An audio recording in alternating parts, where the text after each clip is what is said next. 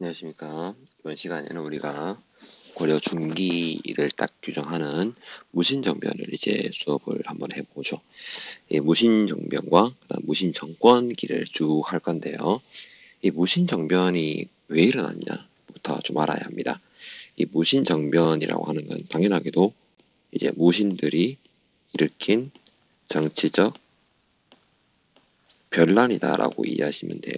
변란이라고 하는 건 이제 엄청 이제 좀 나름 이제 변화되는 반란이라고 이제 이해하시면 되는데, 이 고려 같은 경우는 이제 우리가 수업을 했지만 무과도 없고 그다음 대부분의 장군들이 이제 문신이지 않습니까? 그래서 이제 무신들이 좀 차별 대우를 받았다라고 하는 것을 우리가 배웠습니다. 음, 그런 과정에서 이제 그 고려 중기 초에 이제 문벌 사회의 동요가 있었죠. 이런 문벌 사회의 동요를 거치면서 다음에 등장한 의종, 이 의종은 이제 나름대로 이제 개혁을 하려고 했어요. 하지만 이게 좀 안 됐습니다. 반발에 부딪혀서 실패했어요. 그러니까 에이 그만 안 할래 하고 이제 사치와 향락에 빠진 거죠.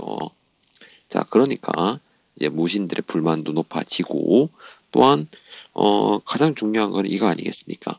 군인전을 제대로 지급받지 못했다라고 하는 거. 군인전이라고 하는 건 나름대로 생계 수단인데 바꿔 말하면 그런 거예요.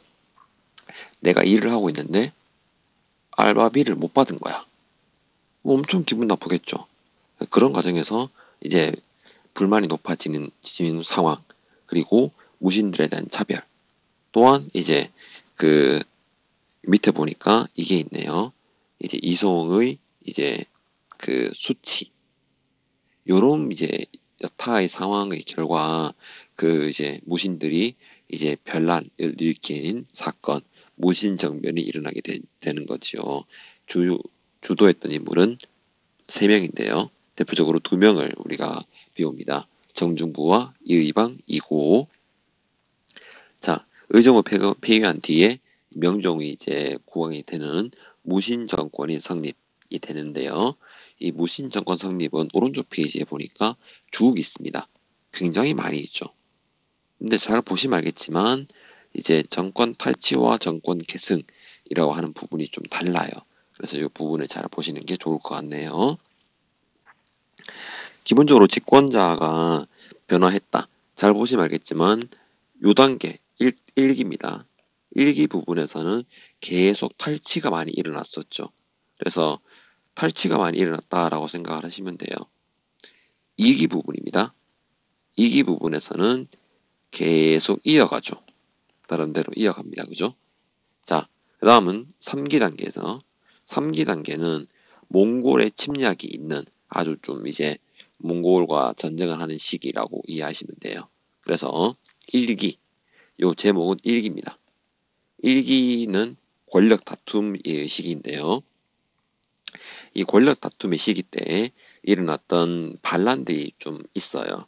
반란이라고 하기 좀 그렇고 무신 정권에 대한 저항인 거죠. 반발. 그래서 백마사 김보당의 이제 운동, 그리고 서경유수 조이총의 운동. 요 같은 경우는 이제 무신 정권에 대한 반발인 거예요. 우리가 수업 때 안 할 수 있는데 여기서만 할게요. 그래서 어, 김보당과 조유총 같은 경우는 이제 무신 정권에서 나도 나름대로 이제 권력을 잡겠다라고 하는 지방 세력이라고 이해하시면 될 것 같아요. 그래서 이런 부분 또한 이제 무신들의 권력 다툼의 이제 기반은 바로 중방이었다라고 보시면 돼요. 중방이라고 하는 게 원래 이제 장군들이 회의했는데 이러한 장군들의 회의에서 정책들이 많이 결정이 되었다라고 하는 거죠. 그래서 자신들의 권력 다투는데 집중했다. 왜냐하면 이 사람들이 반란 일으킨 이유가 결정적인 이유가 제가 뭐라고 했습니까? 군인전 지급이 안 돼서라고 했지 않습니까? 그러면 지금 내가 권력을 잡았으니까 지금 내가 땅을 많이 가져야 되겠다라고 생각하는 거죠.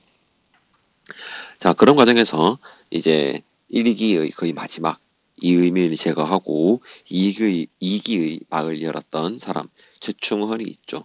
이 최충원은 이제 굉장히 중요한 인물이 되는데 최충원이 뭘 했냐? 바로 교정도감이라는 걸 설치했습니다. 중방이 아니라 교정도감이라는 걸 만들어서 이제 국가의 일을 처리했다. 나름대로 자신이 중심이 되는 정치기구를 이제 수립한 거죠. 그리고 이제 경대승이 만들었던 도방, 이 도방을 확대해서 이제 자신의 사병으로 했었고, 그다음에 또 중요한 단체가 나왔습니다. 바로 최후가 만들었던 정방. 이 정방이라는 건요, 관리를 뽑는 기구입니다.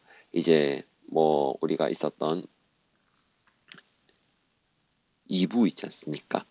2부가 원래 공무원을 뽑는 기구인데 2부 대신에 이제 정방을 설치해서 최후의 마음에 드는 최씨 정권과 좀 잘 맞는 이런 사람들을 뽑는 정방이라는 걸 만들어서 권력을 독점한 거죠. 그리고 이제 삼별초라는 것도 만들어서 나름대로 이제 그 자신의 정권을 지키기 위한 수단으로 썼다라고 보시면 돼요. 그래서 나름대로 이제 정치적으로 안정이 되긴 했지만 자신이 권력을 잡았기 때문에 백성도 가혹하게 수탈했다라고 하는 것은 이전 시대와 큰 차이가 없었던 거죠. 자, 이런 과정에서 이제 농민과 천민들도 이 사회를 이제 바꾸고자 하는 운동을 펼치게 되었습니다. 첫 번째 이제 농민과 천민 봉기의 배경을 보면 이제 무신 간의 다툼으로 인해서 지방 통제가 약화되자 이제 지방민들은 이때가 기회다라고 생각을 하게 되었고 또한 이제 무신 집권자들의 수탈도 좀 많았다라고 하는 게 있었죠. 또한 이제 특수행정구역에 좀 문제가 있습니다.